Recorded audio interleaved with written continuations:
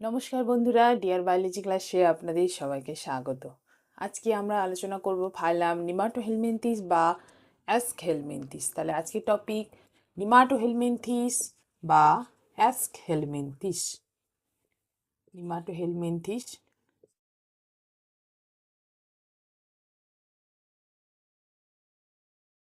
বা অ্যাস্কহেলমিনথিস।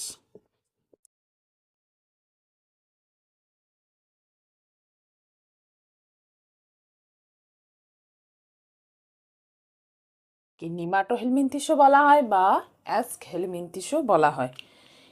তাহলে এই ফাইলামের নামের অরিজিন কোথায়, নামের উৎপত্তি কোথায়? নিমাটো কথাটি এসেছে গ্রিক শব্দ নিমাটো। নিমাটো হেলমিনথিসের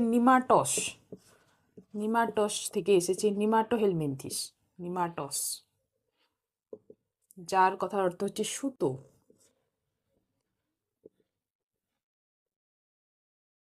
বা থ্রেড। গ্রিক শব্দ নিমাটোস থেকে এসেছে নিমাটো, আর অ্যাস্কহেলমিনথিসের থেকে এসেছে গ্রিক শব্দ অ্যাসকস, যার কথার অর্থ হচ্ছে থলি বা ব্লাডার।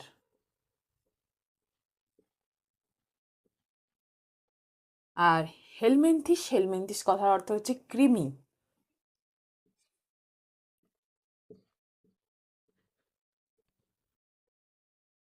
হেলমিনথিস কথাটি এসেছে কৃমি, হেলমিনথি মানে হচ্ছে কৃমি। তাহলে মূলত এদের দেহের আকৃতির জন্যই এই নামকরণ, নিমাটোহেলমিনথিস বা অ্যাস্কহেলমিনথিস। নিমাটোস কথার অর্থ হচ্ছে সুতো, অ্যাসকস কথার অর্থ হচ্ছে থলি বা ব্লাডার। এর উদাহরণ কি? উদাহরণ অ্যাসকারিস লুম্ব্রিকয়েডিস, অ্যাসকারিস গোল কৃমি নামে পরিচিত। অ্যাসকারিস, রাউন্ড ওয়ার্ম বলা হয় বা গোল কৃমি। অ্যাসকারিস, উচ্চেরেরিয়া ব্যাঙ্করপ্টি, উচ্চেরেরিয়া চেরেরিয়া উচ্চেরেরিয়া কে বলা হয় ফাইলেরিয়া ওয়ার্ম বলা হয়। ফাইলেরিয়াসিস রোগ সৃষ্টি করে, তাই ফাইলেরিয়া ওয়ার্ম।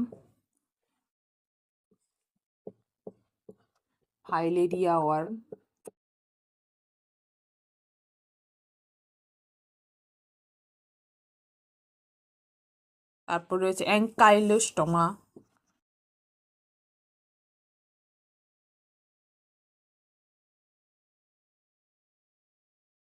বলা হয় হুক ওয়ার্ম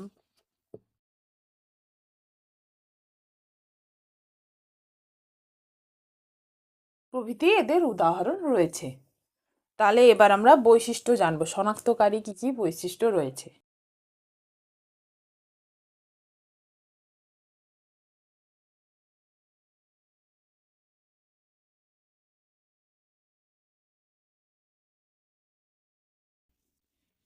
নিমাটোহেলমিনথিস বা অ্যাস্কেলহেলমিনথিসের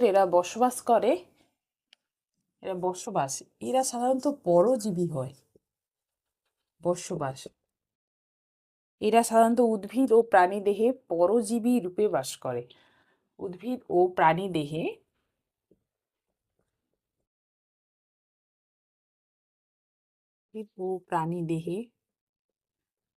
পরজীবী রূপে বাস করে।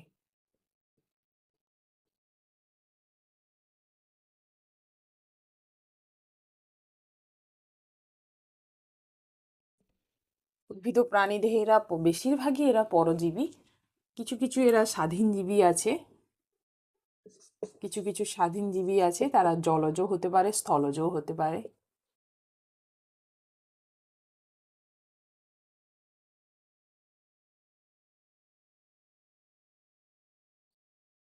জলজ ও স্থলজ, কিছু কিছু, খুবই কম।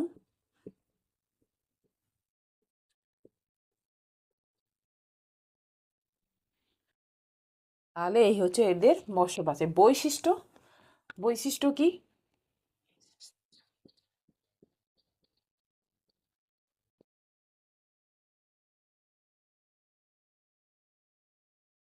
আমরা চিনব কি করে যে এটা নিমাটোহেলমিনথিস বা অ্যাস্কহেলমিনথিস? এদের বৈশিষ্ট্য, শনাক্তকারী বৈশিষ্ট্য 1 নম্বর লিখতে পারি এদের দেহ গঠন।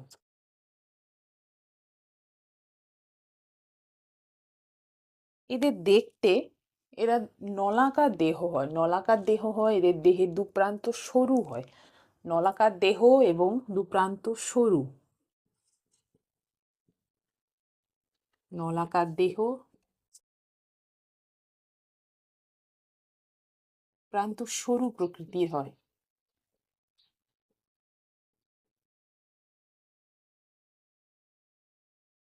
এবং এদেরকে যদি প্রস্থচ্ছেদ করা হয়, প্রস্থচ্ছেদে এদের দেখতে গোলাকার, প্রস্থচ্ছেদে এদের দেহ দেখতে গোলাকার হয়, তাই এদেরকে গোল কৃমিও বলা হয়। তাহলে প্রস্থচ্ছেদে বা ক্রস সেকশন করা হলে এদের দেখতে গোলাকার হয়।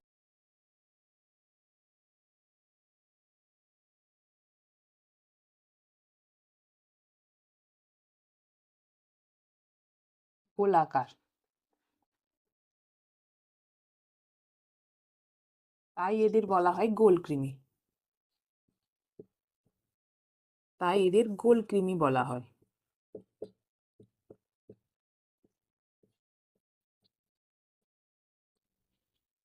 প্রস্থচ্ছেদ করলে এদের দেহ দেখতে গোলাকার হয়। 2 নম্বর লিখতে পারি, 2 নম্বর বৈশিষ্ট্য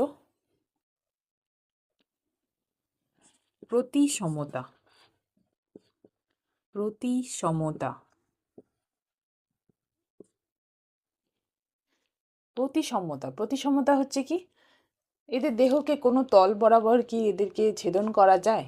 এদের দেহকে, এরা হচ্ছে বাইলেটারালি সিমেট্রিক্যাল বা দ্বিপার্শ্বীয়ভাবে প্রতিসম। এদের দেহ হচ্ছে কেন্দ্রীয় অক্ষ বরাবর, এদের কেন্দ্রীয় অক্ষ বরাবর সমান 2 ভাগে ভাগ করা যায়। তাহলে দ্বি কথা হচ্ছে সে দুটি, তাহলে কেন্দ্র অক্ষ বরাবর 2টি ভাগে ভাগ করা যায় সমান 2টি ভাগে, তাই দ্বিপার্শ্বীয়ভাবে প্রতিসম, দ্বিপার্শ্বীয়ভাবে প্রতিসম।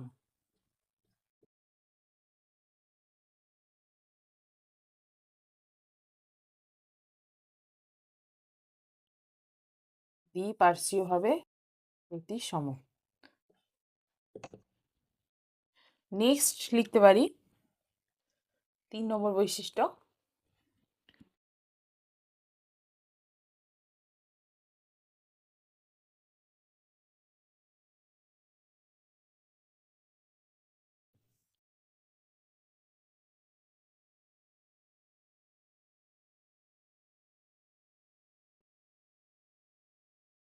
তিন নম্বর লিখতে পারি 3 নম্বর বৈশিষ্ট্য কি, দেহস্তর।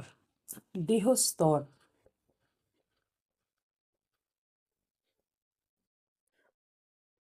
এরা সাধারণত ত্রিস্তরীয় প্রাণী হয়, একটোডার্ম, এন্ডোডার্ম এবং মেসোডার্ম, এই 3টি স্তরই দেখা যায়। তাহলে দেহ হচ্ছে ত্রিস্তরীয় প্রাণী হয়, ত্রিস্তরীয় প্রাণী হয়। একটোডার্ম, এন্ডোডার্ম, মেসোডার্ম, এই 3টি স্তরই এদের দেখা যায়। এদের দেহে হচ্ছে আদি অঙ্গতন্ত্রীয় সংগঠন দেখা যায়। তাহলে দেহে আদি অঙ্গতন্ত্রীয় সংগঠন দেখা যায়।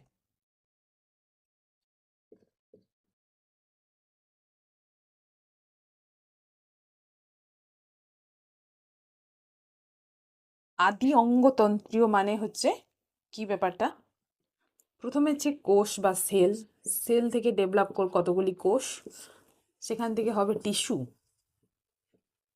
বা কলা, কতগুলি কোষ যখন নির্দিষ্ট কাজ করে তখন হচ্ছে কলা, কলা সমষ্টি এবার তৈরি করবে অর্গান বা অঙ্গ, অর্গান থেকে সৃষ্টি হবে সিস্টেম বা তন্ত্র। এই অঙ্গতন্ত্রীয় ব্যাপারটা হচ্ছে অর্গান থেকে সিস্টেম, বিভিন্ন সিস্টেম এদের আদি প্রকৃতির ডেভেলপ হয়, আদিভাবে এদের ডেভেলপ হয়, তাই অঙ্গতন্ত্রীয় সংগঠন দেখা যায়, আদি অঙ্গতন্ত্রীয় সংগঠন দেখা যায়। নেক্সট লিখতে পারি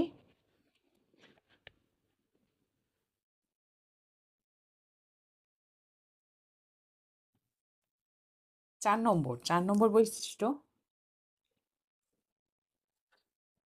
4 নম্বর লিখতে পারি সিলোম।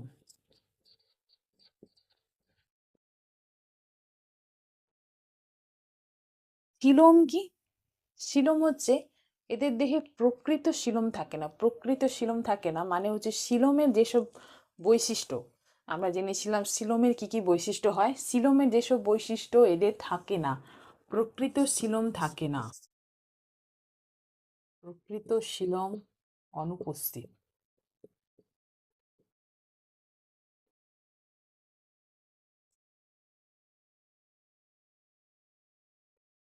প্রকৃত সিলোম এদের অনুপস্থিত। এই যে দেহ গহ্বর, এই যে তরলে পূর্ণ, এই যে দেহ গহ্বর, তাহলে তরলে পূর্ণ যে দেহ গহ্বর,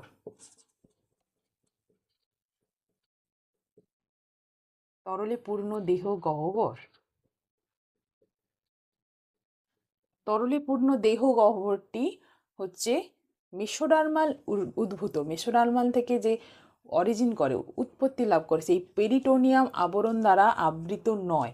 কিন্তু সিলোমের মূল বৈশিষ্ট্য হচ্ছে, সিলোমের মূল বৈশিষ্ট্য গহ্বরটি পেরিটোনিয়াম আবরণে আবৃত থাকবে, কিন্তু এদের দেহ গহ্বর উপস্থিত কিন্তু তা পেরিটোনিয়াম আবৃত নয়, তাই এদের প্রকৃতভাবে বলা যায় না, ছদ্ম ছদ্ম সিলোম বলা হয় বা সিউডো সিলোম বলা হয়। তাহলে তরলে পূর্ণ দেহ গহ্বরটি মেসোডার্মাল, মেসোডার্মাল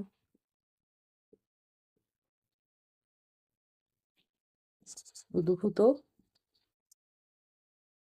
পেরিটোনিয়াম, পেরিটোনিয়াম আবরণে আবৃত নয়।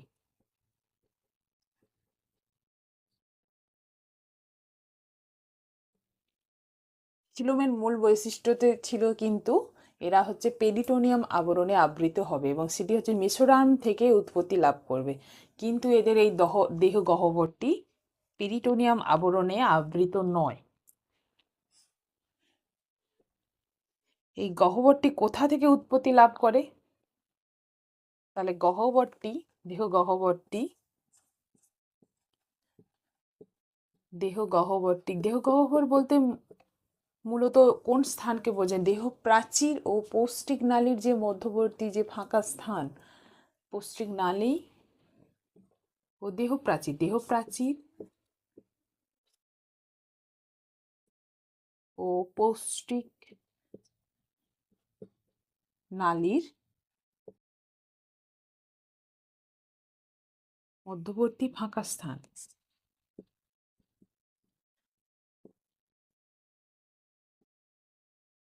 মূলত এই স্থান, দেহ প্রাচীর ও পৌষ্টিক নালীর মধ্যবর্তী যে জায়গা রয়েছে সেই জায়গাটি। তাহলে দেহ গহ্বরটি মূলত কোথা থেকে উৎপন্ন হয়? দেহ গহ্বরটি মূলত ব্লাস্টোসিল থেকে উৎপন্ন লাভ করে, ব্লাস্টোসিল।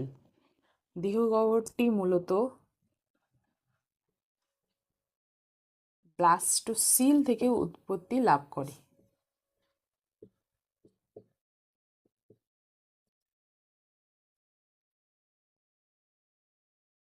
উৎপত্তি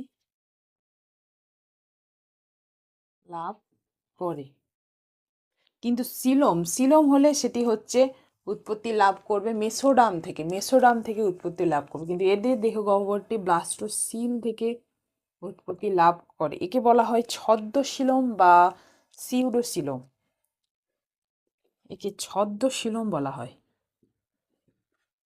তাই নিমাটোহেলমিনথিস বা অ্যাস্কহেলমিনথিসের এই পর্বে প্রাণীদের বলা হয় সিউডোসিলোমেট প্রাণী বলা হয়, ছদ্মশিলোম, ছদ্মশিলোম বা সিউডোসিলোমেট বলা হয়। এই ব্লাস্টোসিল, ব্লাস্টোসিল ব্যাপারটা কি?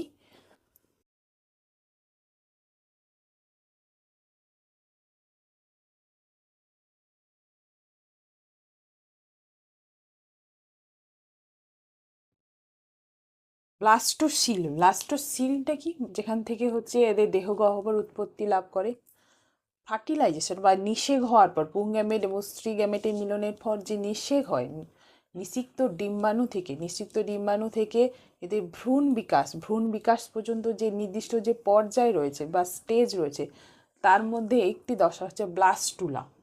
ব্লাস্টুলা দশা। ব্লাস্টুলা ব্লাস্টুলা দেখতে ব্লাস্টুলা দশা দেখতে দেখতে গোলাকার, তার মাঝে থাকে একটি তরলপূর্ণ দেহ গহ্বর। ব্লাস্টুলা দেখতে হচ্ছে বলের মতো। সেটি নিয়ে কি নিয়ে গঠিত? বিভিন্ন বিভাজিত কোষ সমষ্টি বা সেল মাস বলা হয়।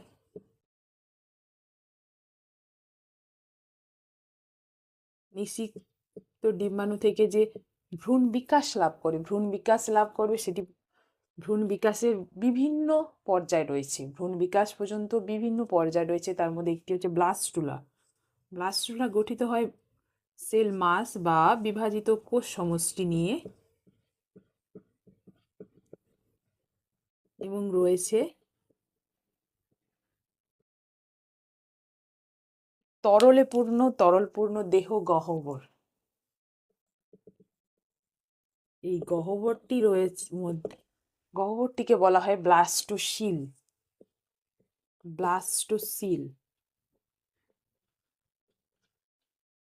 এটি হচ্ছে সেল মাস বলা হয় বা কোষ সমষ্টি।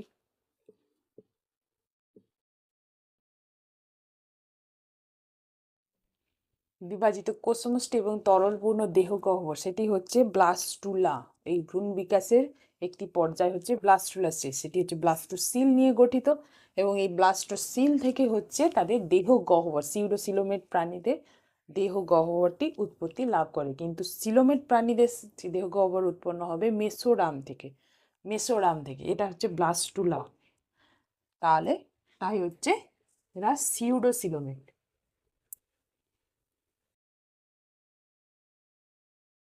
সিলোমের আর কি বৈশিষ্ট্য আমরা লিখতে পারি? সিলোমের বৈশিষ্ট্য আরো লিখতে পারি।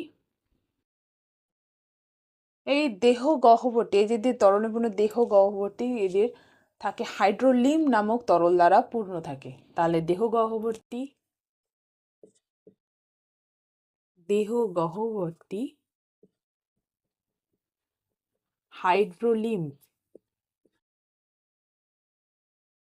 হাইড্রোলিম নামক তরল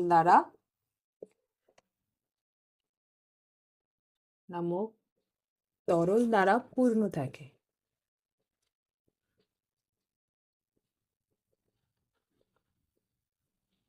এবং এদের কোষ সমষ্টি এবং কোষগুলিকে বলা হয়, সিলোমের যে কোষ সমষ্টি সেগুলি বলা হয় সিউডোসিলোমোসাইট।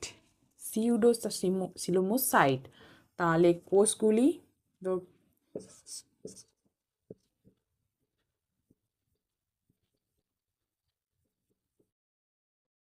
সিউডোসিলোমোসাইট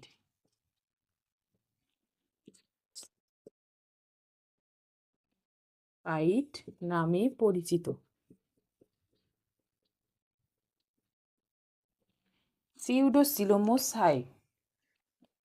তাহলে প্রকৃত সিলোম নয় যেহেতু, তাই এদের সিউডোসিলোমেট এবং কোষগুলি সিউডোসিলোমোসাইট নামে পরিচিত, এবং হাইড্রোলিম নামক তরল দ্বারা এদের পূর্ণ থাকে। সিলোমের বৈশিষ্ট্য আমরা লিখতে পারি। নেক্সট 5 নম্বর লিখতে পারি। 5 নম্বর বৈশিষ্ট্য, পরিপাক তন্ত্র।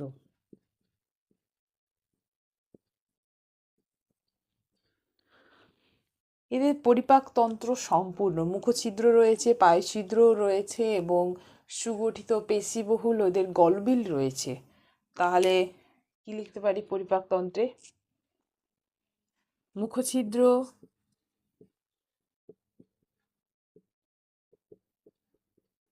পায়ুছিদ্র,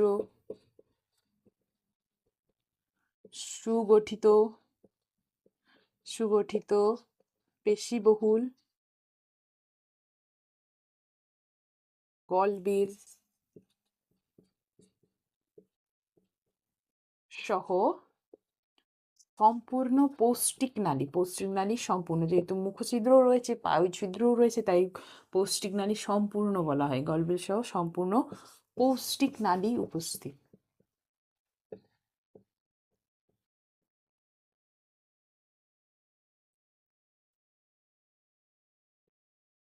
পৌষ্টিক নালী উপস্থিত। 6 নম্বর লিখতে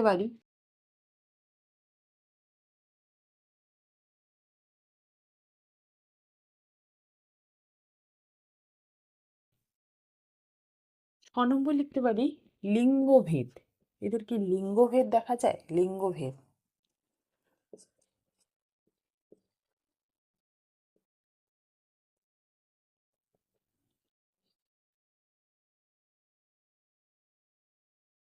লিঙ্গভেদ, হ্যাঁ লিঙ্গভেদ এদের দেখা যায়। এদের স্ত্রী পুরুষ খুব ভালোভাবেই এদের পার্থক্য নিরূপণ করা যায়। তাহলে লিঙ্গভেদ কি বর্তমান স্ত্রী ও পুরুষের মধ্যে পার্থক্য নিরূপণ করা যায়।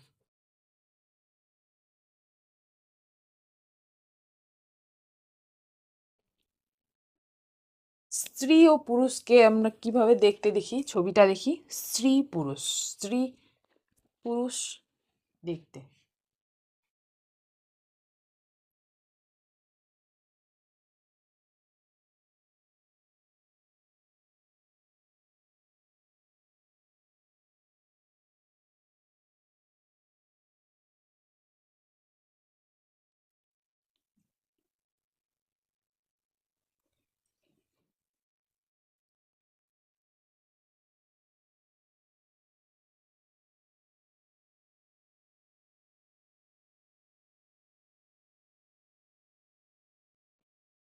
এটি হচ্ছে পুরুষ।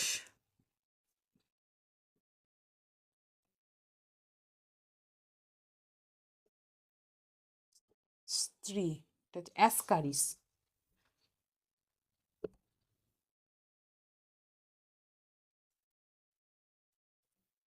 অ্যাসকারিস স্ত্রী এবং পুরুষ এদের সহজেই পার্থক্য নিরূপণ করা যায়। পুরুষ প্রাণীরা অ্যাসকারিসেস পুরুষ এবং স্ত্রী। পুরুষ প্রাণীরা ছোট প্রকৃতির হয়, দেখতে তুলনামূলক ছোট হয় এবং এদের শেষ প্রান্ত হচ্ছে বাঁকানো থাকে তাই এরা ছোট প্রকৃতির হয়, দেখতে কিছুটা ছোট। কিন্তু স্ত্রীরা এদের দুপ্রান্ত সোজা থাকে এবং দেখতে এরা লম্বা। স্ত্রীরা তুলনামূলক লম্বা হয় এবং এদের প্রান্তগুলো সোজা থাকে এবং এরা তুলনামূলক চওড়া হয়। স্ত্রী প্রাণীরা চওড়া, পুরুষের থেকে এরা চওড়া প্রকৃতির হয়। কিন্তু পুরুষরা সরু প্রকৃতির হয়, দেখতেও এরা ছোট। স্ত্রীর থেকে এরা ছোট হয় এবং এদের প্রান্তগুলো বাঁকানো অবস্থায় থাকে। তাহলে স্ত্রী পুরুষ এদের সহজেই পার্থক্য নিরূপণ করা যায়।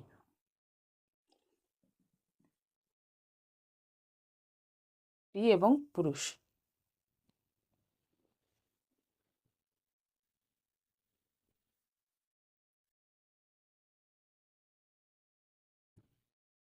নেক্সট 7 নম্বর লিখতে পারি। 7 নম্বর বৈশিষ্ট্য এদের জনন কিভাবে এরা সম্পন্ন করে। এদের অযৌন জনন অনুপস্থিত, এদের অযৌন জনন দেখা যায় না এবং এরা যৌন জননের মাধ্যমেই এদের জনন সম্পন্ন করে। তাহলে অযৌন জনন অনুপস্থিত।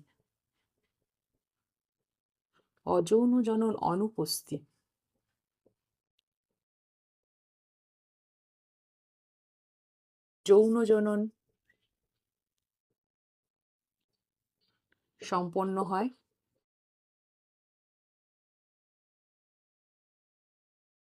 এবং এদের অন্তনিষেক দেখা যায়। অন্তনিষেক ফার্টিলাইজেশন, ইন্টারনাল ফার্টিলাইজেশন বলা হয়, অন্তনিষেক দেখা যায়।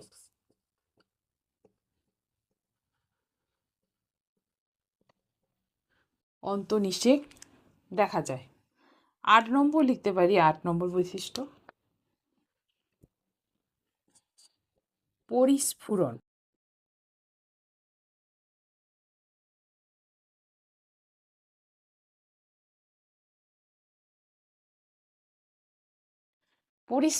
পরিস্ফুরণ কথা অর্থ হচ্ছে নিষিক্ত ডিম্বাণু থেকে অপত্য প্রাণী কিভাবে এদের পরিস্ফুটিত হয়, ডেভেলপমেন্ট হয়।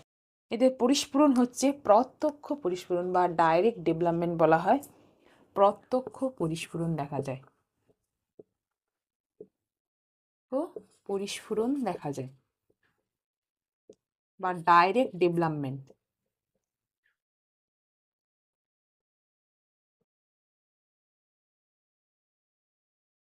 প্রত্যক্ষ পরিস্ফুরণ কথার অর্থ হচ্ছে নিষিক্ত ডিম্বাণু থেকে যে অপত্য সৃষ্টি হয়, সে অপত্য হচ্ছে হুবহু পূর্ণাঙ্গ প্রাণীর মতো দেখতে হয়। অপত্য প্রাণী হুবহু পূর্ণাঙ্গ প্রাণীর মতো দেখতে হয়, কোনো লার্ভা দশা থাকে না।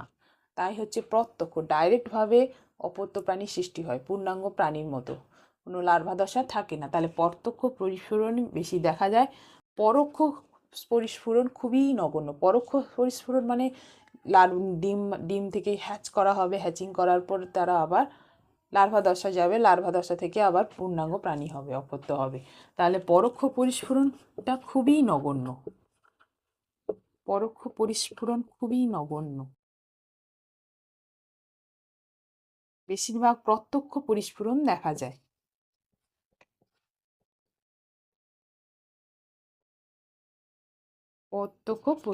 পরোক্ষ পরিস্ফুরণ খুবই নগণ্য এবং প্রত্যক্ষ পরিস্ফুরণ দেখা যায়। প্রত্যক্ষ কথার অর্থ হচ্ছে এরা অপত্য একদম হুবহু পূর্ণাঙ্গ প্রাণীর মতো, নিষিক্ত ডিম থেকে অপত্য যে সৃষ্টি হয় একদম হুবহু পূর্ণাঙ্গ প্রাণীর মতো, কোনো লার্ভা দশা থাকে না। প্রত্যক্ষ পরিস্ফুরণ। নেক্সট বৈশিষ্ট্য আর লিখতে পারি, এরা সাধারণত ওভোভিভিপেরাস হয়। ওভোভিভিপেরাস।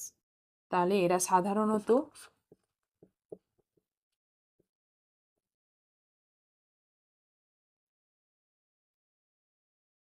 ওভোভিভিপেরাস।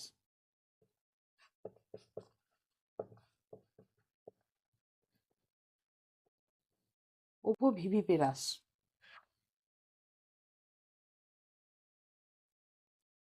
ওভোভিভিপেরাস বা ওভোভিভিপেরাস।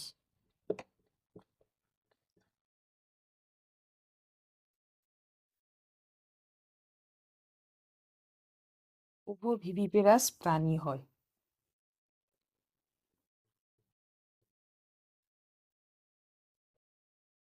ওভোভিভিপেরাস। ওভোভিভিপেরাস মানে কথা অর্থ হচ্ছে ওভো হচ্ছে অন্ডজ প্রাণী। যারা হচ্ছে ওভোপেরাস প্রাণী বা অন্ডজ প্রাণী হয়, তারা হচ্ছে ডিম পাড়ে। ডিম হচ্ছে দেহের বাইরে পাড়ে এবং ডিম থেকে এরা হ্যাচ করে পূর্ণাঙ্গ প্রাণী হয়। আর ভিভিপেরাস প্রাণী হচ্ছে জরায়ুজ প্রাণী বলা হয়। তারা মাতৃগর্ভেই তাদের বাচ্চা ডেভেলপ হয়, বৃদ্ধিপ্রাপ্ত হয়। তার মাতৃগর্ভেই অপত্য প্রাণী বৃদ্ধিপ্রাপ্ত হয়। আর ওভোভিভিপেরাস মানে দুটো প্রাণীরই বৈশিষ্ট্য এদের রয়েছে। এরা ডিম পাড়ে, কিন্তু ডিম হচ্ছে মাতৃদেহ থেকেই এদের বিকাশ লাভ হয়, দেহের বাইরে আর বেরোয় না। তাহলে ওই জন্য হচ্ছে ওভোভিভিপেরাস। দুটো ওভোপেরাসেরও বৈশিষ্ট্য রয়েছে, ভিভিপেরাসেরও বৈশিষ্ট্য রয়েছে, তাই বলা হয় ওভোভিভিপেরাস।